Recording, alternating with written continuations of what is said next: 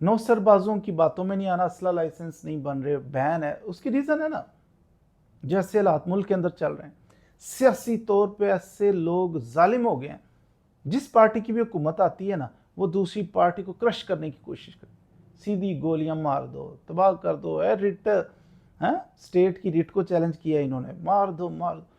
अब याद रखें, अगर असला लाइसेंस बन रहे हों, हर बंदे के पास असला हो, तो क्या ख्याल है, सीधी गोलियां मारे किसी भी पार्टी को जो प्रोटेस्ट कर रही है, मुखालिफ पार्टी, सियासी पार्टी, उसको गोलियां सीधी मारे, आगे उनके पास भी असला, वो भी मारेंगे, सब बराबर फ़ौरन हो जाएगा।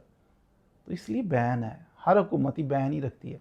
उसकी एक वजह तो ये भी है कि स्टेट के खिलाफ स्टेट ज्यादती करे अगर कभी, तो बंदे खड़े हो जाएंगे, स्टेट को सीधे हो जाएंगे। तो फिर स्टेट कहती है नहीं, रहने दो, इनके पास असला नहीं होना चाहिए, हमारे पास ही होना चाहिए। स्टेट शेर बनी हुई है। स्टेट हालांकि हमारी प्रोटेक्शन के लिए, प्यार मोहब्बत के लिए होती है, हमारी केयर के लिए होती है। बहरहाल सियासी ये इंतकाम होते हैं बाज़ दफ़ा। दूसरी चीज़ कि अगर लाइसेंस इशू करें, असला हर बंदे के पास हो ना, क्राइम रेट बढ़ जाएगा। ये चोर डाकू हर किसी के पास असला ही असला, असला ही असला।